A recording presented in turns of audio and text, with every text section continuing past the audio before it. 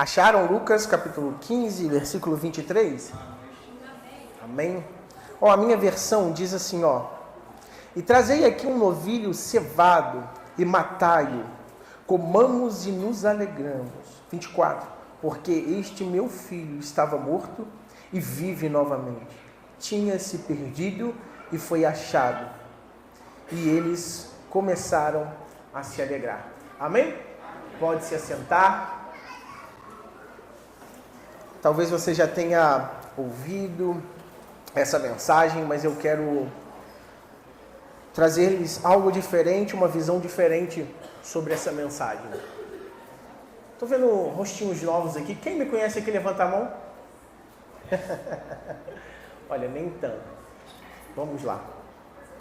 Queridos, é um prazer estar aqui com vocês, mais essa noite, na incumbência de trazer a palavra de Deus, num culto temático do Filho Volta para Casa. E enquanto eu estudava essa mensagem, ela confrontava muito o meu coração, ao ponto de entender o amor do Pai para conosco, mas o problema que nós vivemos na atualidade com relação à referência desse texto bíblico que nós acabamos de ler. Embora esse texto seja muito antigo, obrigado, meu querido, nas Escrituras, muitos pregadores e oradores já usaram como seu esboço principal de pregação, tendo-a como uma carta na manga para pregar em diversos cultos.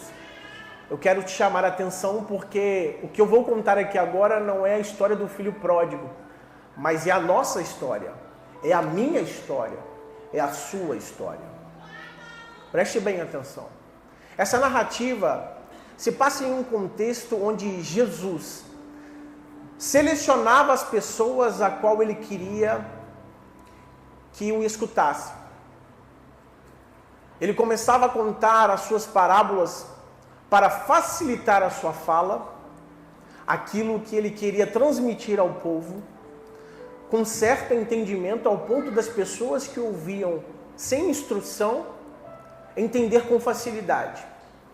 Quando ele começava a proferir algumas parábolas, juntamente com seus discípulos, para as pessoas que estavam ali ao seu redor, ele conseguia separar fariseus, ele conseguia separar publicanos, cobradores de impostos, ao ponto de algumas pessoas ouvirem Jesus falar e dizer assim, não, ele não tem muito o que me chamar a atenção. O que ele diz não é interessante para mim. Algumas pessoas viravam as costas para Jesus, iam embora porque elas se julgavam inteligentes demais para lidar com uma simples parábola. Mas em contrapartida, outras pessoas, ao ouvir Jesus, mesmo não tendo instrução, ou tendo instrução, eu quero que vocês conjecturem isso comigo, imaginem esse cenário, que algumas pessoas com muita instrução, estudadas da época, ao ouvir Jesus falar, dizia que aquilo não era importante para elas, viravam as costas e iam embora dizendo, não, ele não é tão importante assim ao ponto de perder o meu tempo aqui ouvindo dizer essas parábolas. Eu quero acreditar também que outras pessoas também instruídas, juntamente com pessoas que não tinham instrução alguma naquela época, diziam assim, não, esse homem é diferente.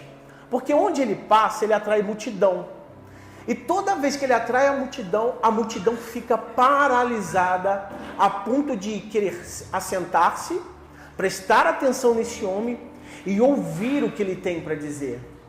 Eu tenho certeza absoluta que as pessoas que tinham coragem de parar, para assentar, olhar fixamente para aquele homem chamado Jesus, as palavras que saíam da boca dele entravam no coração de uma forma extraordinária, ao ponto de estremecer todo o seu entendimento e dizer assim, meu tempo não é tão precioso assim para eu não parar e ouvir esse homem. E aí eu quero jogar a vocês que estão me ouvindo aqui, quem são vocês nessa noite? Vocês são importantes demais para dizer que Jesus não tem algo tão importante assim para a sua vida? Ou você é alguém que entende a importância desse Jesus e veio aqui essa noite, nesse domingo, precisando de uma resposta, dizendo assim: o meu tempo não é tão precioso assim, e eu preciso ouvir esse Jesus, eu preciso sentir esse Jesus, eu preciso tocar nesse Jesus, porque à medida em que eu ouço Jesus, à medida em que eu olho para Ele, algo diferente aqui dentro acontece em mim, de uma forma sobrenatural que eu não consigo verbalizar, não consigo falar, mas eu consigo sentir. É o amor de Cristo que vai se esvaindo ao ponto de chegar até mim, você, tocar, nos abrir os olhos e entender quais são as minhas mazelas que eu preciso deixar para chegar até Ele. Certa feita, Jesus conversando com os fariseus, saduceus, republicanos. Alguns historiadores vão dizer que Jesus estava numa casa e lá havia os publicanos, os fariseus, as pessoas da multidão que o apertavam para ouvir falar. E aí ele começa a contar essas parábolas. A primeira parábola que ele vai proferir às pessoas que estão ouvindo é sobre um homem que tinha 100 ovelhas.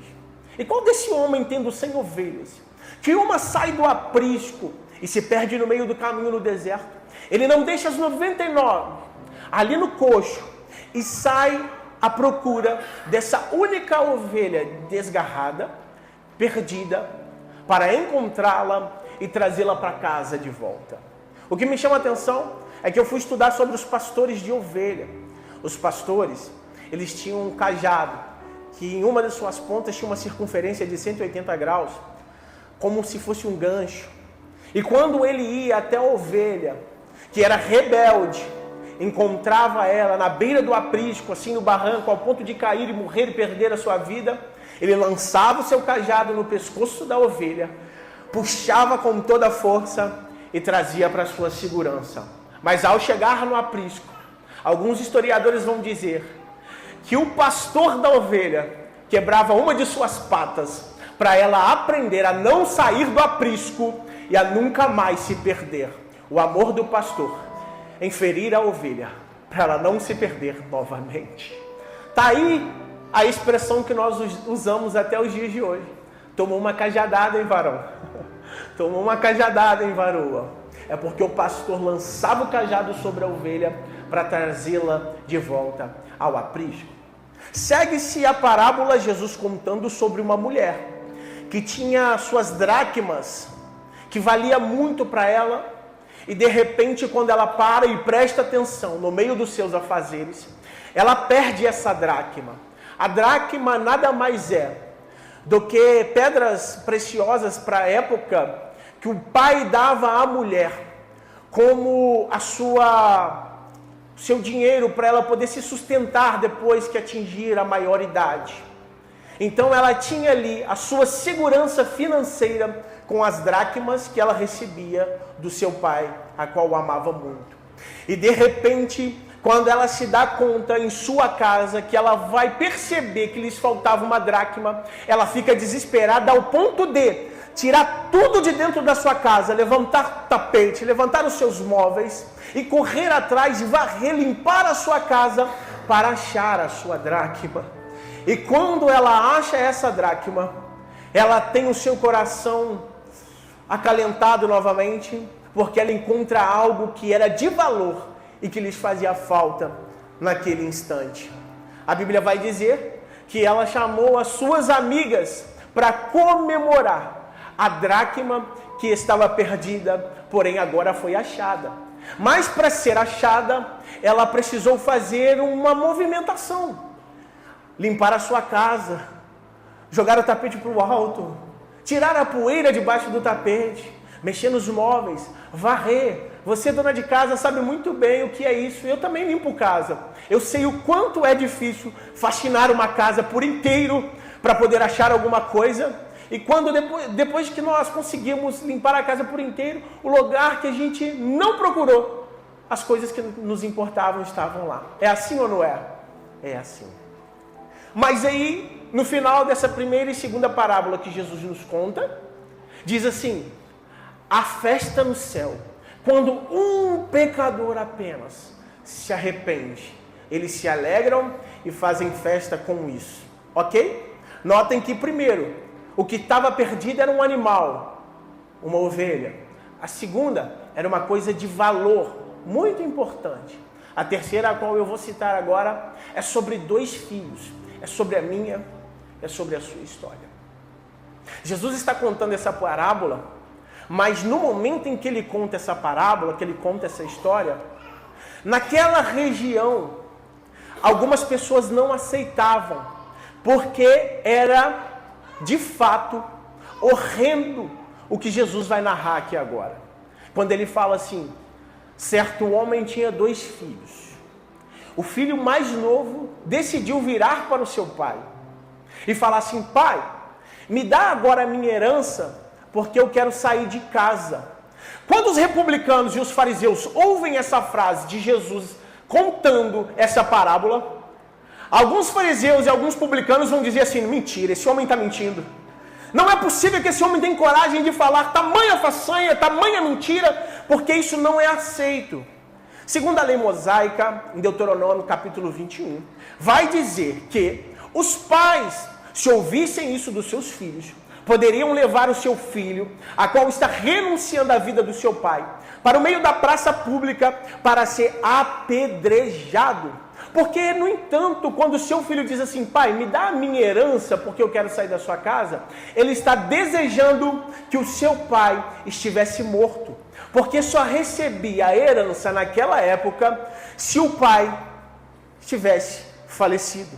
E se o seu pai ainda não houvesse falecido, ele estava conjecturando ou pedindo a morte do seu pai. É por isso que há um burburinho naquela época. Quando os fariseus, quando os publicanos ouvem Jesus falar, aí eles falam, mentira, eu não posso ouvir esse homem. O meu tempo é importante demais para ouvir o que esse homem tem para falar. Mas o que me choca, o que me espanta,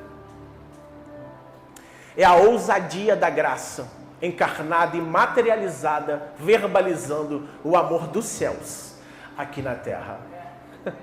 Notem que essa passagem que conta a minha e a sua história é um tanto chocante que o filho vai demorar alguns dias para pegar a herança e ir embora da casa do seu pai.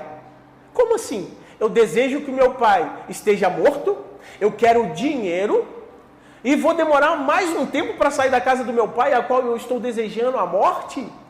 Pois é. Mas o que me chama a atenção aqui, conjecturando essa história, eu quero que vocês pensem nela comigo, para a gente chegar no cerne da mensagem, é que as coisas que o filho passou até tomar essa atitude.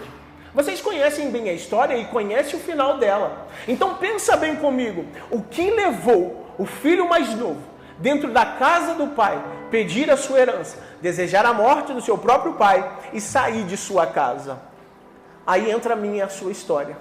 Talvez nós tenhamos vivido a nossa vida toda dentro da igreja e as pessoas só prestam atenção quando nós pedimos a nossa herança para ir embora. Mas ninguém prestou atenção no tempo em que levamos desde o crescimento até o despertar de sair de casa, o que nós passamos dentro da casa do pai. O que foi que esse filho mais novo ouviu? Que despertou a vontade de pegar a sua herança, desejar a morte do pai e sair de sua casa. O que foi que esse filho sofreu dentro da sua casa, da sua própria casa, com seus familiares presentes, ao ponto de querer sair da sua casa? Tem que ter coragem, porque naquele cenário, o filho poderia ser morto, apedrejado em praça pública, sendo levado pelo seu próprio pai. E aí perguntar, por que você está sendo apedrejado? Porque eu decidi sair da minha casa, pedir a herança e desejar a morte do meu pai. Mas ninguém em praça pública parava para perguntar ao filho, qual foi a situação que você sofreu todos esses anos, que te levou a vir aqui em praça pública? O que foi que você ouviu? O que foi que disseram que te chatearam ao ponto de você querer sair da casa do pai, aonde você tem segurança, roupa limpa, comida, vestimento, sapatos? O que foi que te levou, filho, a querer sair da casa do seu pai? Acabamos de cantar e ministrar que ainda há um lugar na mesa para o filho que deseja voltar. E aí eu imagino que quando o filho sai da casa do pai, não há nenhuma objeção do pai em querer que o filho mais novo fique em sua casa, permaneça em sua casa. A narrativa em que Jesus nos traz nessa terceira parábola é dizendo que o filho desejou sair de casa e saiu. Não houve uma objeção do seu pai dizendo: filho, por favor, fique em casa. Filho, por favor, não vá. Você não conhece os perigos da rua, do mundo. Fique em casa. Não. O pai simplesmente pega a sua parte, dá aos seus filhos. Porque os seus filhos, não foi só o filho mais novo que recebeu a herança. A Bíblia vai ser enfática em dizer, na minha versão King James, que chega mais próximo ao original, que o pai pegou a herança, repartiu e deu-lhes a herança. Também, na lei mosaica, Deuteronômio capítulo 21 e 22, vai dizer que o filho mais velho recebia 2 partes da herança e o filho mais novo recebia apenas a metade da herança e foram embora.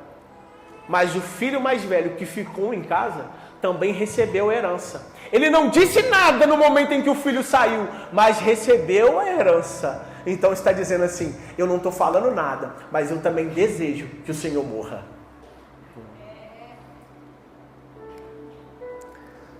Pai, eu não vou sair de casa, eu vou ficar aqui, mas eu também desejo que o Senhor morra.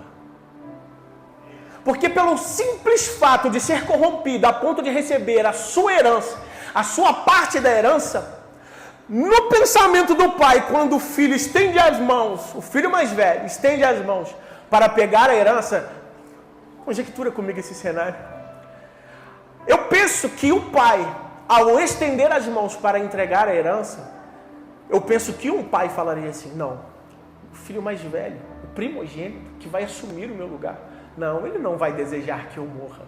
Quando o filho estende a mão e pega a herança, a frustração de um pai em saber que tudo aquilo que ele ensinou estava indo por água abaixo é demais. Mas não há objeção para o filho mais novo e para o filho mais velho. Estão me entendendo até aqui? Diga amém. Amém. O filho sai. A Bíblia vai dizer que ele vai se aventurar no mundo. Nesse período do filho mais novo se aventurar no mundo, não é um dia, 2 dias, 3 dias, 4 dias. Leva tempo. Ele vai para uma terra longínqua, ele começa a gastar o seu dinheiro, e nesse momento os seus amigos estão por perto. Porque enquanto há suprimento, você tem um amigo. Ô, meu amigo, eu estou contigo. Vamos fazer isso? Vamos. Está errado? Não, mas eu estou contigo, eu estou nessa com você. Não tem importância, a gente está longe da sua casa, a gente está longe do seu pai, ninguém está te vendo. Estou contigo, meu amigo. Mas chega um momento que o dinheiro começa a faltar. E os bons amigos começam a ir embora. E aí você começa a olhar para o lado. Cadê os amigos que estavam comigo? Faça chuva, faça sol. Eles me prometeram que estariam comigo. Minha mãe sabiamente me disse uma vez, falou: Lucas, você não é todo mundo. Só preste atenção em quem está do seu lado. E aí eu olhava para o lado e falava: será que ele está comigo mesmo? E dava vontade de colocar à prova. Só que o filho mais novo olhava para o lado e a rede dos seus amigos, do seu âmbito social, começava a diminuir. Ao ponto de chegar e entender que ele estava sozinho e que os amigos nunca foram amigos de verdade. Mas em contrapartida, o filho perdido, gastando o seu dinheiro, o pai olhava para a mesa e ninguém tinha coragem de sentar no lugar do filho na mesa na casa do pai. O filho lá fora, o pai não tinha objeção nenhuma na saída do filho, mas ele olhava para a mesa e dizia: o lugar do meu filho ainda está aqui. Ainda tem lugar na mesa para o meu filho, se ele se arrepender e voltar para casa. Mas há uma objeção? Não há objeção.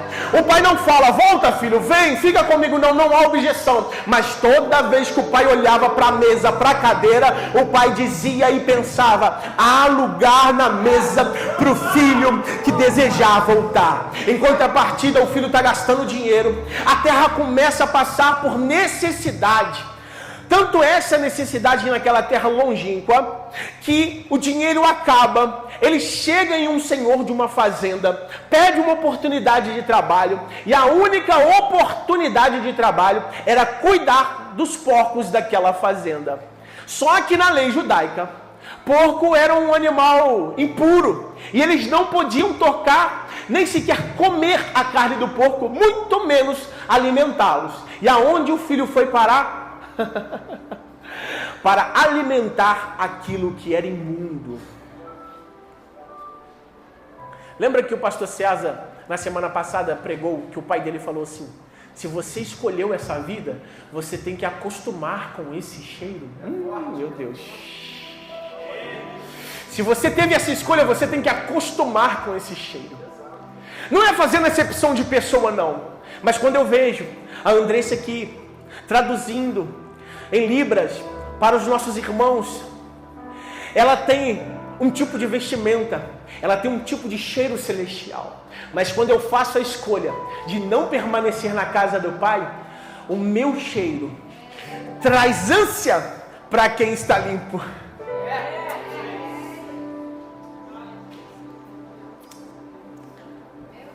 Eu tenho que acostumar com as decisões que eu tomei. E talvez as decisões que eu tenha tomado durante a minha vida, na decisão de sair da casa do meu pai, me leva a eu mesmo não aguentar o cheiro e as mazelas que eu carrego sobre as minhas decisões.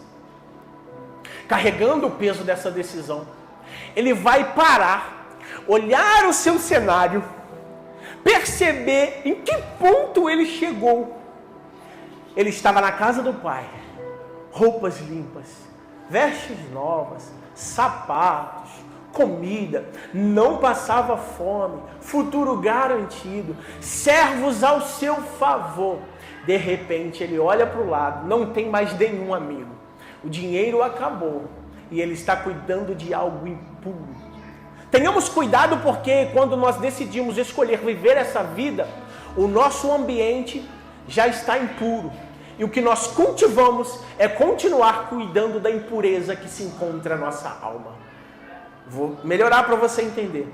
O seu trabalho era alimentar os porcos. Imagina o cheiro. Imagina a sua vestimenta. Imagine a sua situação. A quantidade de porcos que ele tinha que alimentar, ao ponto de passar tanta fome, olhar para a comida do suíno e desejar comer. Só que quando passamos tanta fome e temos o desejo, a ânsia de experimentar algo para matar a fome, eu acabo me alimentando disso. Quando eu estou passando tanta fome, o meu cenário já não é tão favorável assim, que vem a ânsia, o desejo de me alimentar, eu acabo me alimentando disso. A Bíblia vai dizer que ele teve o desejo de se alimentar com as alfarrobas dos porcos. Se ele tem o desejo, passa tanta fome, o período que ele passou nesse cenário, será que ele não foi levado e tomado da sua vontade de comer e matar e saciar sua fome? O problema é que quando nós estamos nessa situação e nesse cenário meticuloso, nós tomamos atitude que nós nem queremos, mas precisamos alimentar essa sujeira toda. Aí é que eu digo que é um plano de redenção desde o princípio. O Espírito Santo já estava sobre a terra. Entra no coração daquele jovem. Ele tem um despertar, preste atenção. Se nós estivermos nessa situação de impureza, de pecado, no lamaçal do pecado, e vem o desejo, muito que mínimo, de começar a cantar: me vestiu com roupas novas, pôs azeite em minhas feridas, ainda tem um lugar na mesa para mim. E aí eu não sei qual foi o hino que o filho mais novo cantou, mas eu imagino que seja assim: eu vaguei no mundo lá fora, mas não encontrei o que eu tinha na casa do meu pai, eu só tenho você. O desejo dele se levantar e sair da sua situação, eu acredito que era o Espírito Santo, ou conjecturando e trazendo para a nossa geração, contando a minha e a sua história, é que o Espírito Santo, mesmo na minha situação de calamidade, na minha incredulidade, nas minhas impurezas, nos meus pecados, o Espírito Santo ainda toca no meu coração e eu tenho a mínima sensibilidade de ouvir e dizer: isso aqui não é para mim, esse lugar não é para mim. Aí ele está assim: eu vaguei no mundo afora, mas não encontrei o que tenho agora. Eu só tenho você. Esse eu só tenho você é dizer para Jesus assim: tudo que eu tenho, se vale ou se não vale, o que eu só tenho, o que realmente importa e é válido para a minha vida, é você, Jesus. O carro que eu tenho, a casa que eu tenho, os bens que eu tenho, não valem nada se eu não tiver você, Jesus. O filho desperta, olha a sua situação e fala: eu não posso ficar aqui. O que me chama a atenção é que enquanto o pai está na casa olhando para a mesa dizendo: ainda tem um lugar para o meu filho, se ele desejar voltar, o filho está assim: eu preciso sair daqui, eu preciso sair daqui, eu preciso sair daqui. Tanto que o cerne da mensagem agora, preste atenção comigo, ele vai se levantar e vai prestar atenção e falar assim: os servos do meu pai não tem falta de pão, não sentem falta de nada, e eu estou aqui desejando comer uma comida impura. Eu vou ensaiar uma frase, uma desculpa, e eu vou tentar voltar. Ao ensaiar, o versículo vai dizer que ele vai pensar assim: eu vou chegar lá na casa do meu pai, vou falar assim: pai, eu errei e pequei contra ti, não só contra ti, mas contra os céus também, e eu sou digno de morte, por favor me perdoa. Quando ele ensaia esse discurso em seu coração, ele já toma uma atitude de sair do lugar onde ele está, e ele começa a caminhar de volta para a casa do pai, que ele ansiava que estivesse morto para pegar a sua herança. A herança acaba, o dinheiro acaba, os amigos vão embora, ele fica sozinho num cenário lastimável, lamentável, mas ele toma uma atitude, ensaia um discurso e volta para casa. Eu não sei quanto tempo demorou para ele sair desse cenário horrível e voltar para a casa do pai. Mas enquanto ele voltava para a casa do pai, ele ensaiava um discurso em seu coração dizendo: eu pequei contra ti, pai, e pequei contra os céus, me perdoa. O problema das pessoas que já saíram da igreja, estão lá fora, não é a vontade de voltar, elas até têm a vontade de voltar. O problema é que você pergunta para essas pessoas e fala assim: por que você não volta se você tem vontade? Por que você não volta, se arrepende porque você tem vontade de voltar? Por que você não consegue? Eu não tenho força. Eu conheço inúmeras pessoas e amigos que estão lá fora, têm o desejo de voltar e se deliciar com o manjar que o Pai oferece aqui todos os cultos, mas não tem força. E há uma briga eminente no âmbito espiritual do seu cenário lastimável para a casa do Pai. Do local onde você se encontra até voltar à casa do Pai, você precisa tomar uma decisão que mude toda a sua vida e toda a sua circunstância de imediato. Mas nesse caminho, nesse percurso, há uma luta espiritual, no âmbito espiritual, que vai fazer com que você perca as forças e não consiga voltar. Você até quer, mas você não tem força. Mas hoje eu prego nessa noite para você. Nós iremos orar aqui e essa força te segura para você não voltar a se entregar de novo na presença dele, vai cair por terra em nome de Jesus. O filho volta com discurso ensaiado. A Bíblia vai dizer, e eu quero montar esse cenário com você imaginando isso comigo. O filho volta decorando o discurso.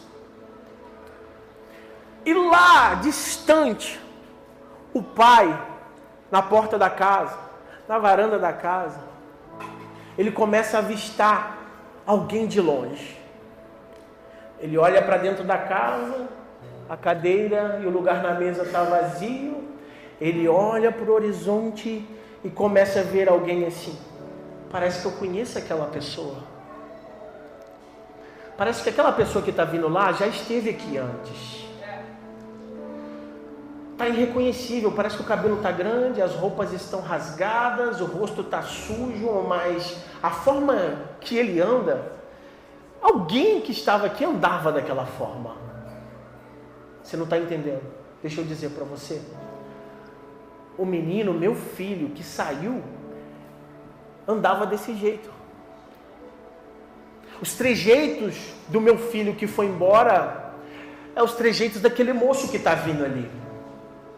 E aí o filho lá do outro lado continua ensaiando. A sua desculpa fala, meu pai continua do mesmo jeito. Poxa. O pai está assim, eu conheço aquele rapaz. Eu tinha alguém aqui em casa que era igualzinho aquele rapaz. Do outro lado, em contrapartida, o filho está assim, meu pai não mudou nada.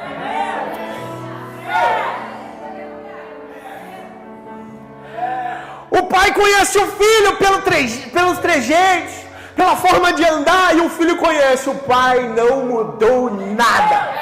Continua do mesmo jeito. O filho chega e vai se aproximando. Eu amo conjecturar esse cenário, porque quando o filho avista o pai avista o filho, eles conseguem ter um discernimento de quem é quem. O filho está ensaiando o discurso, mas a Bíblia vai falar que o pai levanta suas vestimentas. Uma coisa impossível, porque aquilo era desonroso. Um homem levantar a sua túnica, sair correndo mostrando as suas pernas. Era desonroso, não era certo para o ambiente, para a época. Mas ele não vai se importar com as leis, com o ambiente, o que era certo e errado para a época, para os fariseus que estavam dentro, mas também estavam na mesma situação. Porque nas parábolas que eu acabei de citar anteriormente, ele é melhor e há uma festa no céu quando um pecador se arrepende. Então o pai não está preocupado se ele vai passar vergonha. O pai te quer de volta.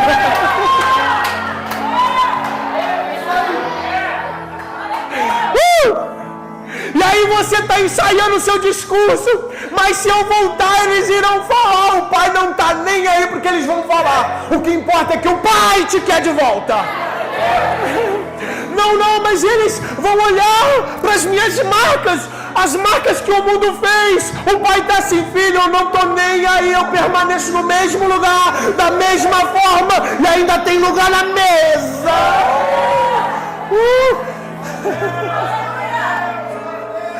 Ai, imagina esse cenário comigo, o pai levantando a sua túnica, mostrando as suas pernas, correndo de encontro ao filho, o filho chorando, ensaiando o seu discurso.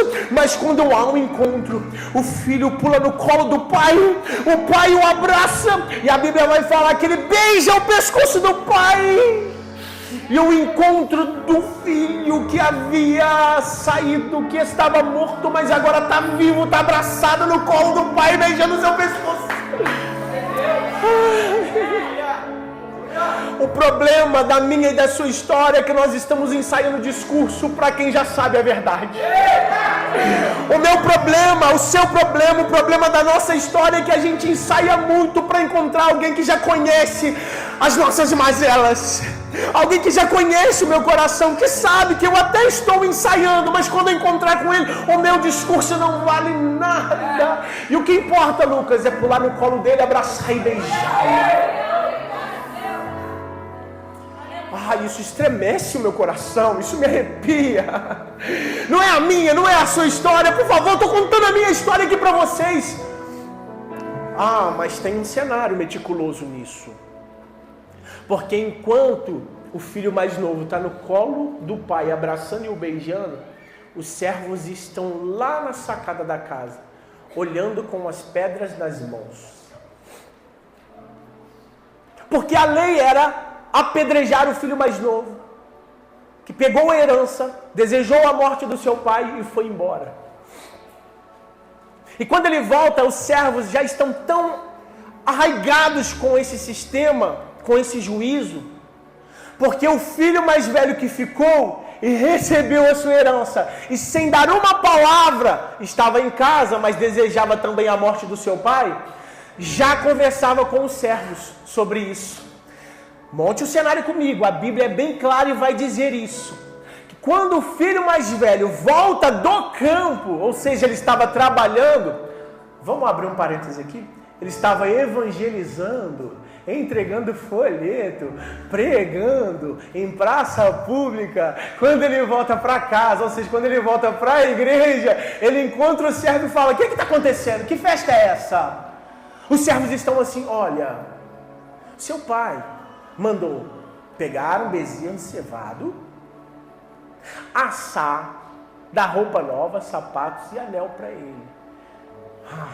O filho mais velho fica injuriado. Então, se ele tem esse diálogo com o servo, na saída do filho, o que esse filho mais velho não conversou com os servos que o acompanhavam nos afazeres e no trabalho do campo? Aí o pai e o filho mais novo estão se abraçando. E os servos estão: o que esse moleque está fazendo de volta? O que esse menino está fazendo de volta? O que essa menina está fazendo de volta? Ela não quis sair. Ele não quis sair. Fez o que fez, andou por onde andou e agora está de volta.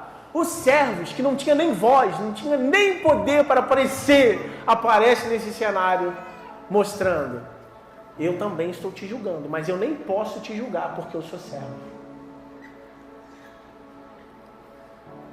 Só que quando o pai pensa, conjectura esse cenário comigo, eu gosto de pensar nisso. Acaba o abraço, a euforia do reencontro. O pai abraça o filho e volta para casa caminhando, abraçando. Filho, o seu lugar está no mesmo ambiente. A sua cadeira, ninguém ousou sentar. Eu guardei para você. O filho entra. Aí o pai fala: pega lá o bezerro cevado. Esse termo bezerro cevado, ele já estava preparado. Quem é da roça aqui? Quem já viveu na roça aqui? Ou quem já experimentou parte das suas férias na roça? Gente, eu estou ficando velho. O Washington vai saber o que eu estou dizendo. Quando se matava um suíno ou um bovino para manter a carne boa, que não tinha refrigeração, a gente colocava a carne aonde? No latão com gordura. Estava preparado. Porque se chegasse visita, a gente tirava a carne do latão cheia de gordura e com aquela gordura mesmo passava na boca e lambuzava tudo. Era como se fosse o bezerro cevado. Já estava preparado, porque se a visita chegasse, ou em ocasião especial, o bezerro já estava preparado para a comemoração. O escândalo da graça. Esse cerne aqui se chama o escândalo da graça. A redenção de Deus para mim e para você. Porque toda vez que há uma reconciliação, o bezerro já está preparado. Toda vez que há uma reconciliação entre a criatura e o Criador, a oferta, o holocausto, o bezerro, o mancebo já está preparado. Sabe aquele mancebo que está preparado para ocasiões especiais? Pega ele, porque o filho que estava morto agora vive. E aquele que já não existia, agora traz de volta à existência. Mas só não faz isso não. Pega também roupas novas. Pega sapatos. E o anel. E traga para a gente colocar no filho. Notem esses 3 adjetivos: anel, roupa e sapato. Só os servos andavam descalços. E como o filho volta? Maltrapilho, roupa rasgada, fedendo, descalço. Ele não pode permanecer na mesma situação. Deixa eu dar um banho nele, põe sapato. Ele já não é mais escravo. Porque ele veio para os judeus, mas eles não os quiseram e nem receberam. Então a todos foram dado o direito de serem... Serem? Ah, então dá um banho nele. Ele já não é mais escravo, agora ele é filho novamente. Coloca o sapato nele. Vamos caracterizar o filho. Ele está com a roupa rasgada, está fedendo, está todo sujo. Dá um banho nele e coloca uma roupa nova nele. Caracterizando o filho, que era escravo do pecado, agora está se tornando filho novamente. Espera aí, está faltando uma coisa. Traga o anel. O anel permanece do mesmo tamanho. Encaixou certinho no dedo do filho mais novo. Dizendo assim: quando eu te receber de volta, eu vou limpar você e te caracterizar como um filho, remido e lavado pelo meu sangue. Vou te calçar, vou colocar roupas limpas e anel no seu dedo, que é o selo que selava as cartas, dizendo: esse é o Senhor tal, fulano de tal. É a sua identidade. Jesus estava falando: o filho não só voltou, mas como recebeu uma nova identidade, roupas limpas, sapatos novos, não é mais escravos.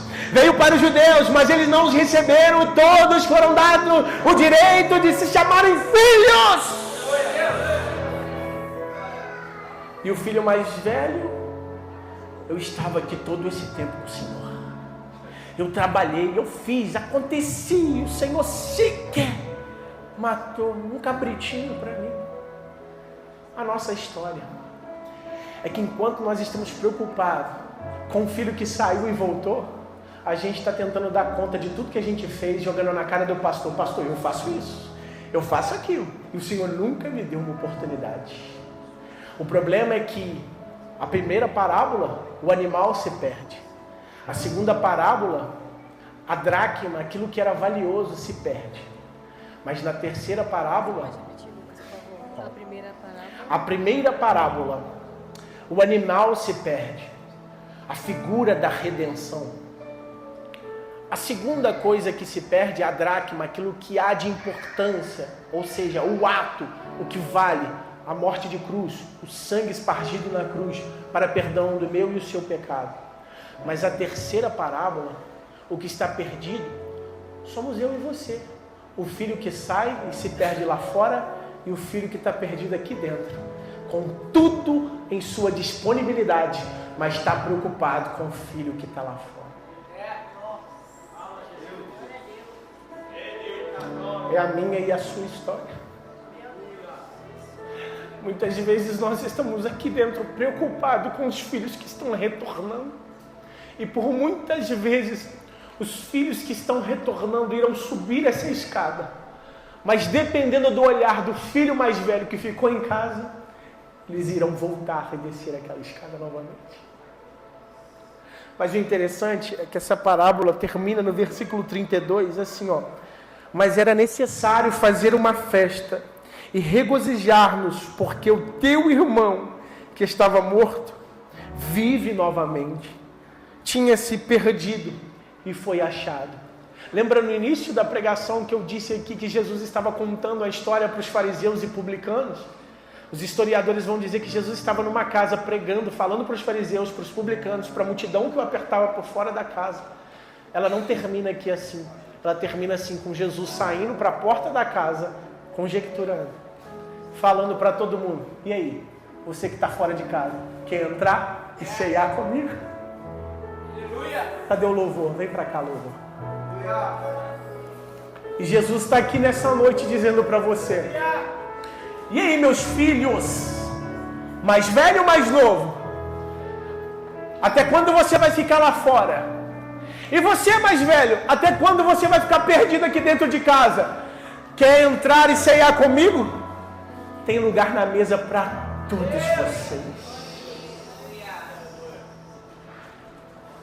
O filho volta, recebe vestes novas, sapatos novos, é limpo, recebe um anel, a identidade, e ele é realocado na sua família como filho e não como escravo.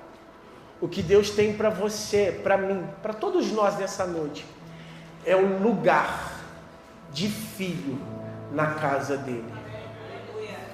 O interessante é que o filho, ele não precisa se preocupar com nada, porque o pai provê tudo. O filho, ele não precisa se preocupar com a conta que vai ser paga amanhã ou que já venceu. O pai toma conta disso tudo. O filho não precisa se preocupar com as vestes, porque o pai vai mandar trazer vestes novas. Não precisa se preocupar com o calçado, porque o pai vai mandar trazer calçado novo.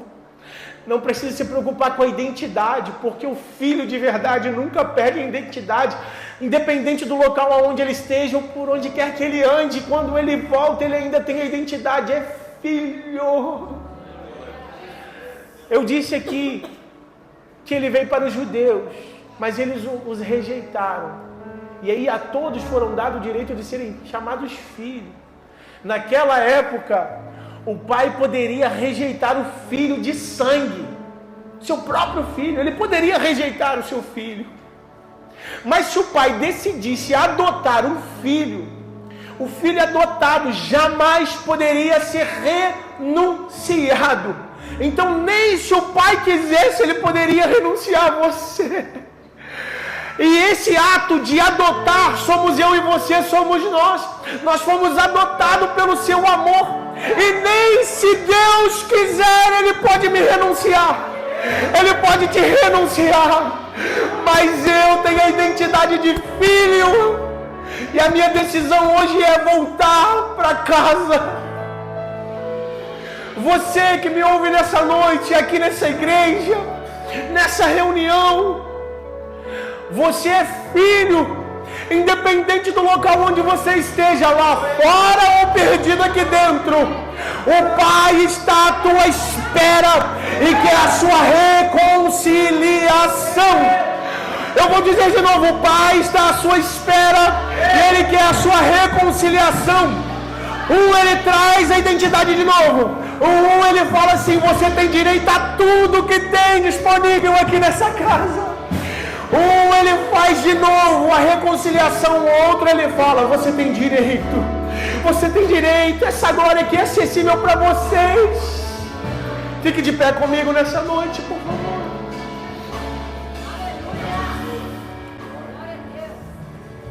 Filho, filhinhos, filhinhas, eu queria abrir essa oportunidade para você que acabou de ouvir a sua história, de reconciliar com o Pai. Estamos no mês do filho volta para casa, mas talvez não tenhamos hoje filhos que querem voltar, mas filhos mais velhos que precisam acessar essa glória que está disponível. E eu queria, enquanto louvarmos aqui, te dar essa oportunidade de reconciliar com o seu Pai. Ou você que é filho mais novo, está perdido, está lá fora, está ensaiando um discurso e não tem coragem. Eu estou aqui para te dizer, o Pai sabe do teu discurso, o Pai sabe das suas mazelas, sabe da tua verdade. O que importa é a atitude de sair do ambiente onde você está, para se entregar a Ele novamente. Eu quero te dar um minutinho para você tomar essa decisão de reconciliar com Ele. Enquanto nós vamos adorar, feche os teus olhos, não olhe aqui para frente. Se você tiver a coragem de vir aqui na frente, eu quero orar por você, para que você volte para a casa do Pai.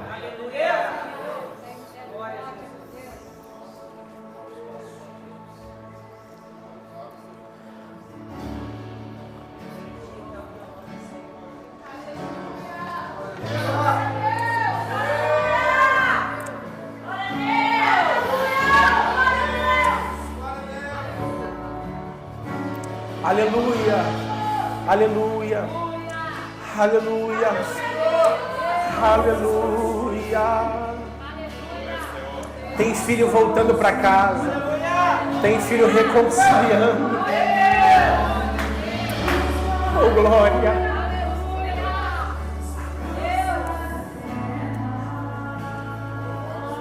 Aleluia.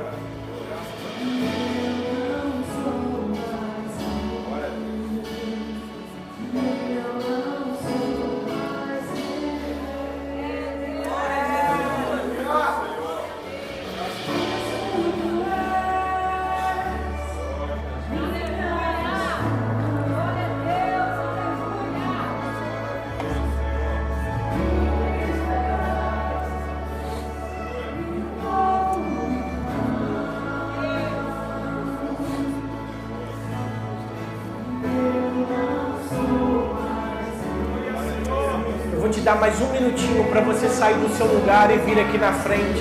Se você sentir isso e quiser vir aqui, aleluia, aleluia, aleluia, aleluia.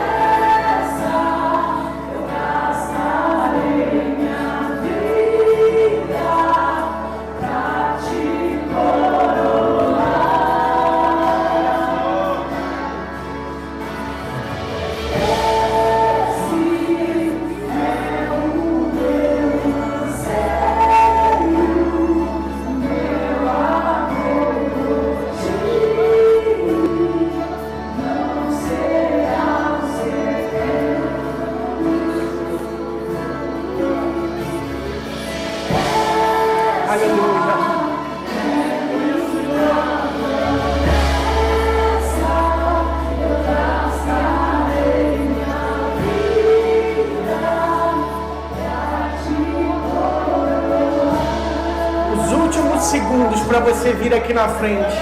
Ainda tem lugar na mesa para você. Você aceita esse Jesus?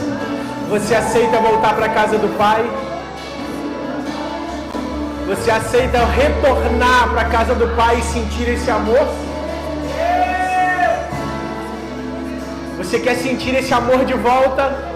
Sem máscaras, sem mazelas, sem julgo, sem um olhar de peso? Para as moças que vieram aqui na frente, olhem para mim. Eu vou ousar e arriscar em profetizar na vida de vocês. Esse sentimento nunca mais irá voltar em seus corações. O Pai hoje está trocando as suas vestes, calçando os seus pés e lhe dando uma nova identidade. Eu profetizo sobre a vida de vocês, moças, mulheres, que ninguém mais olharão para vocês e dirão: ela foi, voltou, aconteceu isso, aquilo. A partir de hoje, o Pai te olha como filha, como filha. Tenham e recebam essa identidade como filha. Pai, eu te adoro e te louvo nessa noite, porque o Senhor tocou o coração dessas moças. E como a tua palavra diz que há festa no céu quando um pecador se arrepende, nós imaginamos a festa que se encontra no céu agora, Pai, por essas vidas que decidiram sair dos seus lugares, enfrentar as suas convicções, os seus medos, tomar a sua atitude de vir aqui na frente. Pai, eu peço uma bênção especial sobre elas. Acobre-as com teu sangue, purifique de todo o pecado e restaure a identidade.